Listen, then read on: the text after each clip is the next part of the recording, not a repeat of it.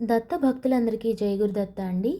ఇక్కడ మనం వీక్షిస్తున్నటువంటి గ్రంథం శ్రీ గురుమూర్తి నృసింహ సరస్వతి స్వామి వారి యొక్క చరితం. అయితే ఈ గ్రంథాన్ని మనకు చక్కగా పొందుపరిచిన వారు కోటమరాజు శ్రీనివాసరావు గారు. వీరి దగ్గర ఈ గ్రంథము లభ్యమవుతుందని మనకు చక్కగా సమాచారం ఇచ్చిన వారు ఎవరంటే శ్రీమతి హేమదత్త గారు, వారి కుటుంబం కూడా.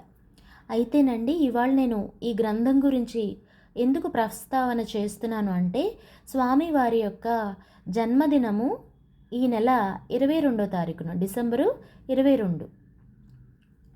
అయితే స్వామివారి యొక్క లీలలన్నీ మనం ఈ చరితములో చదవవచ్చును. ఎవరి దగ్గరైనా గ్రంథం లేకపోయినా కూడా బాధపడక్కర్లేదు. కాకపోతే నాకు ఎందుకో ఆసక్తి కలిగి తప్పకుండా నృసింహ సరస్వతి స్వామివారి యొక్క చరితము ఇలా ప్రత్యేకమైన గ్రంథం ఉంటే బాగుండు అని మనసునందు ఒక చిన్న సంకల్పం కలిగింది. అది లభ్యం అవ్వడం, అయితే కోటమరాజు శ్రీనివాసరావు గారు మంచి మనసు చేసుకుని వెంటనే అడగగానే పంపించడం జరిగింది. వారు ఇందుకు ఏమీ ఛార్జ్ చేయలేదు, ఉచితంగా ఈ గ్రంథాన్ని ఇచ్చారనమాట. కనీసం కొరియర్ ఛార్జ్ కూడా వారు ఆశించకుండా ఇచ్చారనమాట అండి. అయితే ఈ గ్రంథం ఒక్కటే కాకుండా ఇంకా ఏమి ఇచ్చారనేది కూడా చూపిస్తాను, ఒకసారి చూద్దాం. శ్రీ సద్గురు సాయి పాదపూజ జపమాల ఈ గ్రంథాన్ని పంపించారు. శ్రీ సద్గురు సాయి పాదపూజ జపమాల మరియు శ్రీ సాయి సచ్చరిత్రంలో లేనివి ఏవి అని గ్రంథాన్ని పంపించారు.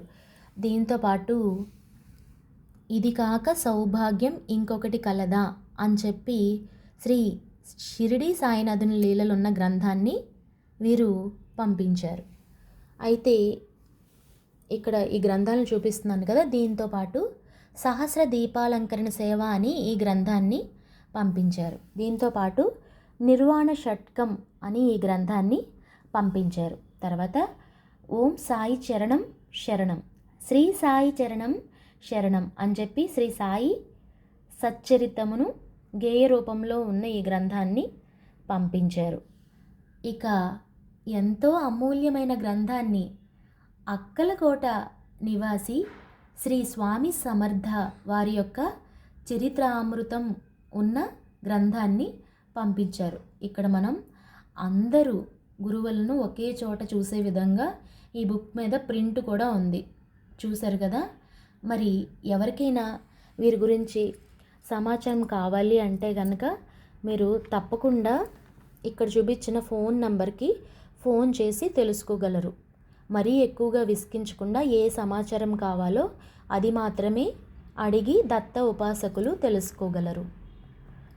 ఎవరైతే సదా శ్రీ దత్తాత్రేయ స్వామి వారిని కొలుస్తున్నారో వారు తప్పకుండా కృతజ్ఞతతో మీకున్న సందేహాలను నివృత్తి చేసుకోగలరు.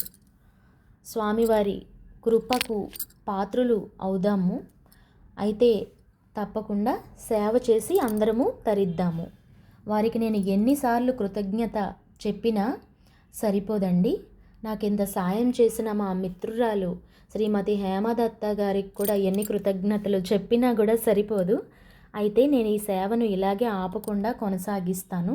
తప్పకుండా ఇలాగే మీ సపోర్ట్ ఉంటే సేవను ఏ విధంగా అయినా అన్నదానాలకు ఉపయోగించడము లాంటివి భగవంతుడు మాకు అనుగ్రహించినప్పుడు మేము చేస్తూ ఉంటాము. ఇంకా మీకు తోచిన సలహాలు కూడా మీరు తప్పకుండా ఫీడ్బ్యాక్ రూపంలో చెప్పండి. మా ఛానల్ను తప్పకుండా సబ్స్క్రైబ్ చేయండి. ఇది 10 మందికి ఉపయోగపడుతుంది. జై గురుదత్త, శ్రీ గురుదేవ దత్త.